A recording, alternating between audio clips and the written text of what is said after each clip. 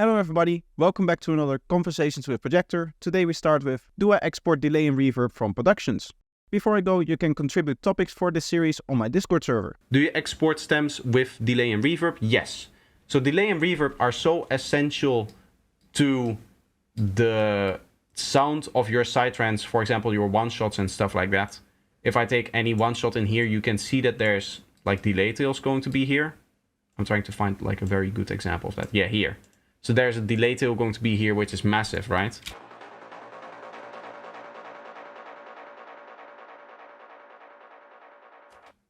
This delay tail is so important to how you produce your track, how you put in other elements into your track, because it determines where the next element is going to be. If the delay tail is very, very long, then the next element is going to have to wait to come in a little bit more for that delay tail to actually come through. So I consider delay and reverb to be part of the production purely for that reason. There are reverbs in here and sometimes also delays in here, but they are just kind of like mixing delays and reverb. They're usually very small rooms with like short lengths. Here's half a second length. This will probably be the same. Yeah, 0.6 seconds. That kind of stuff. That's very small stuff. But the main delay reverb that you hear on one-shots and stuff like that, I already put that on in the production stage. When do I go back into the production? I think the way that I want to do that is in the production. I want the rhythm to be a little bit more present in the beginning. I think the way that I did this in the production is that it starts being completely reverb and then it morphs into the actual vocal. I'm just gonna have to tune that effect down a little bit. Again, this is one of those times where I want to go back into the production, not to change the idea necessarily, but to fix an issue that I have with the current idea. So these are one of the rare exceptions where in the mixing stage, technically, I'm still thinking about the idea, but that's just because the idea that I had there was not, or I cannot get what I want from the musical idea just out of mixing it. I need to go back in there and alter the musical idea in a way that it actually comes closer to what I have in my head in terms of final vision for the track. Always mix one step at a time. You made me think, however, there's a mess in my music. One thought at a time solves this problem. Exactly. That's what the way that I spoke in the beginning of the stream of my workflow. Essentially, when it comes to my workflow, what I'm doing is I'm listening first, right? And I took this little notebook over here. We did this in the beginning of the stream. And last stream, we actually did this part over here. All of these notes over here. I should put my hand here, but all of this stuff over here. And then this stream, we listened to it once. I noted down all of these things over here. And now over the last 2 hours, we've been implementing all of the things that we hear. That's the way that you go about it. You identify all of the problems that you have with a particular mix. And then you just go through it one step at a time to solve those issues. Reaper interface discoveries. You used to color your tracks. Have you tried uploading an icon to them? I use images for almost all of my tracks. I don't like to use images. For one of the things that it does when you're using an image is it usually makes this a little bit higher. At least in all of the skins that I've seen for Reaper that use like images in the tracks, there's usually a lot of space devoted to the image. And already the space is very, very limited. Like I find it annoying working like this. Normally I undock the mixer. So I have like a full mixer window like this. And then my mixer will usually look not entirely like this, maybe a little bit higher with the tracks. Currently I cannot find where you can adjust that, but there should be a way to adjust the track height over here, making it a little bit taller. I like having things big like this and having a big overview of everything that is happening in my mix. Because as you can imagine, a project like this, there's a lot of things going on, and having to search through it, through all of the different elements, and having everything very small is a little bit annoying. Right now, of course, for the stream, I cannot do that. I cannot have 2 different monitors on the stream at the same time. So I have to use everything in just one screen. When I'm normally mixing, the mixer is on its own dedicated window. But still, I like to have the maximum amount of space possible. Even here, normally what I would do is maybe something like this to make sure that this bit is as small as it can be. Because I don't use mixer at all, never touch volume faders, always set gain at the source and use gain in 0.5 dB increments to decrease later if anything. Yeah, I mean, I could technically work just from here. The nice thing about working in here is, one, you have a list of all of your tools, which you have to open up a window to be able to see that in any of these like effects things. Just having all of the effects in here and shown is very nice. It is easier to sidechain things because you just click here and then you sidechain it to wherever you need to go, or routing essentially. And the other thing is that you have an overview of all of your peak volumes. This is very, very important, especially in mixing, making sure that the peak volume stays the same, like we talked about before when it comes to applying effects to it. The saturation that we just added, that lux on the one shot group, we needed to set the peak level so that before and after the lux it is the same, so that we can actually hear what the impact of the sound is without being judgmental through the loudness increase that the saturation add. Because saturation in this case, I understand that there's no automatic like gain reduction for it, because by its very nature, saturation is just boosting the gain into a non-linearity. So it's always going to increase its volume just by the very nature that it works. And this is a very simple saturation plugin. This doesn't really need auto gain, and it's just something that you set once, and you can now just see if you like it, and if you don't like it, you can change the settings. And then once you change the settings, you do have to again compensate for that with the output over here. I also have the channel bar on the right instead of the left. So this stuff over here is then over here. Yeah, to me it feels natural having it over here. That's the way that you tend to read as well. That's the way that the music goes. So having everything over here. And I mean, it's the default that it opens up. So to be honest, I didn't really change it. I do like the fact that Reaper is so adaptable. You can basically change anything that you want about the interface. The only thing that I've noticed that I'm personally not able to change is this. Oh, I'm editing an automation there. That's not what I wanted to do. I wanted, let's say that we have the mixer over here. What I would like to be able to do is move these up and down for all tracks, for all of the tracks at the same time. Because especially when I'm in this lower view, when I'm in this view for the stream, I find myself running out of space for the plugin parts much faster than I run out of space for the routing bits, right? Because maybe you need to route one track once, and we just had this one case where I had to route a track to two different things. Where was that? Oh yeah, there was the glitch thing.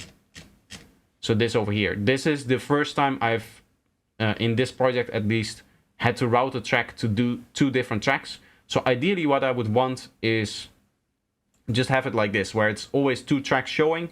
And then if I raise this higher and higher and higher, it will always stay at two slots over here, and I just get more insert slots for effects.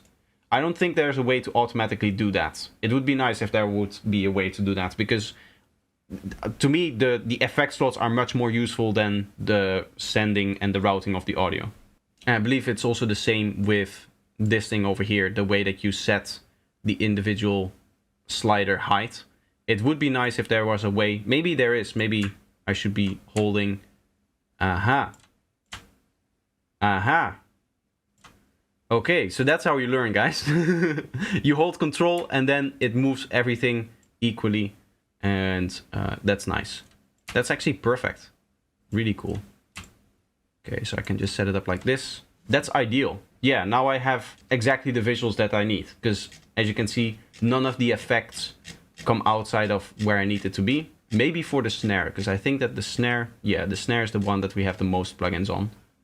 But if I put this up a little bit more.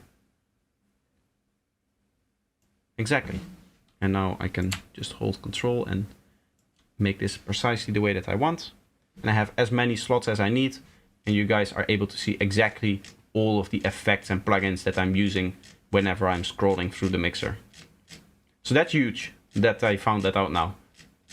Sometimes you just have to experiment with the interface and see what it does. And experiment with the Alt button too. Yeah, Alt button is useful for curving automations. Again, it's because I'm not a producer in this DAW, I don't use it that often. Like, I'll open this up maybe for 6 hours during a month, maybe, maximum.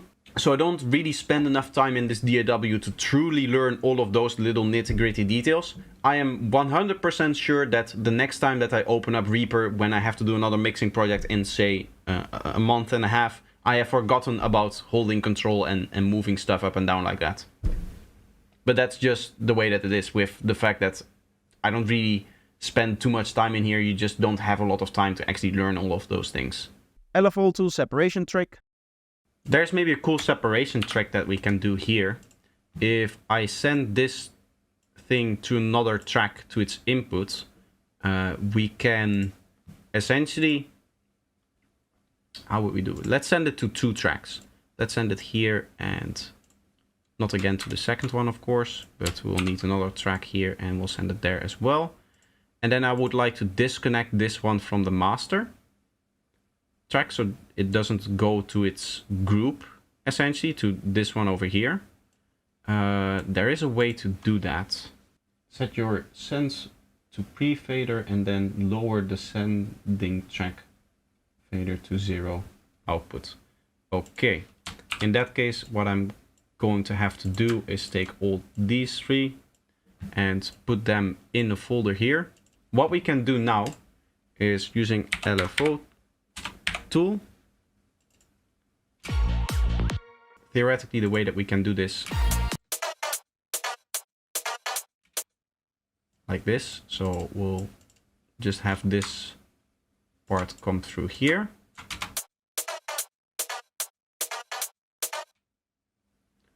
And then in here, with another LFO tool, we can just do it like this. So this is the opposite.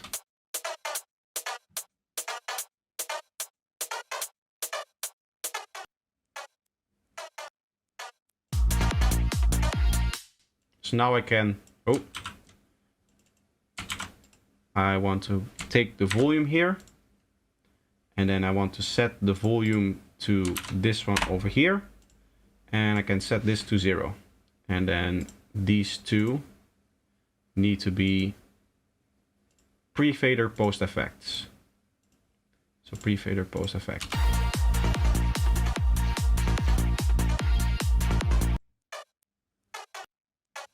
Cool thing that we can do now is use something like stereo spread on just the glitchy part of that loop.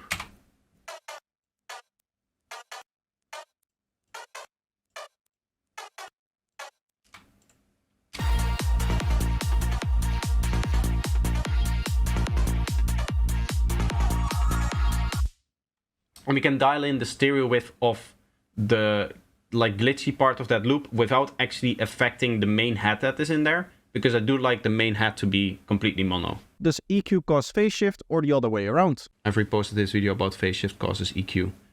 Yeah, the technical way to say it is that EQ is implemented through phase shift. Phase shift is not something that is generated by the EQ. It is necessary for the way that it works because it's implemented through phase shift, essentially. By shifting the phase of different harmonics in a particular way, you essentially get the EQ curve applied to the signal that you start with, through like making a duplicate of it and then phase shifting one of the duplicates and then cancelling against the original again. So EQ does not exist. Yeah, EQ does exist. It's a process that you use. This is an EQ. You have dots and you move it around. The only thing is that this curve is not applied to the signal the way that you see it, because in essence the signal the way that you see it doesn't really exist, right? It's not this. Let's put it on the master so that there's always going something through it. With an EQ, the way that we see our stuff is we see it through the spectrum.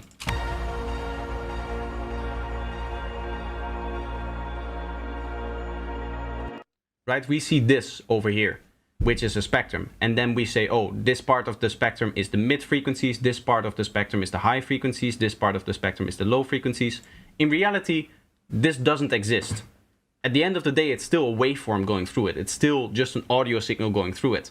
So there's a different process to actually make sure that what you're dialing into the EQ happens to the audio. And that different process underneath the hood is phase shift. So the EQ does still exist, but the representation that you see over here is not actually what is happening in the signal. This is just a representation that we understand better. I guess colors on the screen work in the same way, in that the screen only generates green, blue, and red pixels, right? Or green, blue, and yellow, or something like that. It only generates 3 colors. But because it's also very close, we get like a representation of what the light is actually doing, and we just see all of the different colors because of the way that they're mixing. There's like a process under the hood to make sure that those 3 different forms of light, the 3 different strengths of the light, actually convert into the colors that we want to see. And the same is true for the EQ. The EQ itself, the signal doesn't look like this. The signal doesn't exist like this, but the EQ is very much a real thing. It's right here on the screen, so it does exist, yes. It's like driving a car, but the process by which it happens is not driving at all. It's not really like that, in that the process, again, it still exists. It just has to be translated into a different process for it to be actually applied to the audio signal. This is just a representation of what that different process is actually doing. Like, the computer isn't telling the audio, hey, at 2K, go up by 13 dB, right? That because 2K doesn't really exist in the waveform. There has to be a different process that emulates a 2K boost of 13.5 dB in this case, which then results in you getting what you get. But these are things, by the way, that you don't really have to think about when mixing.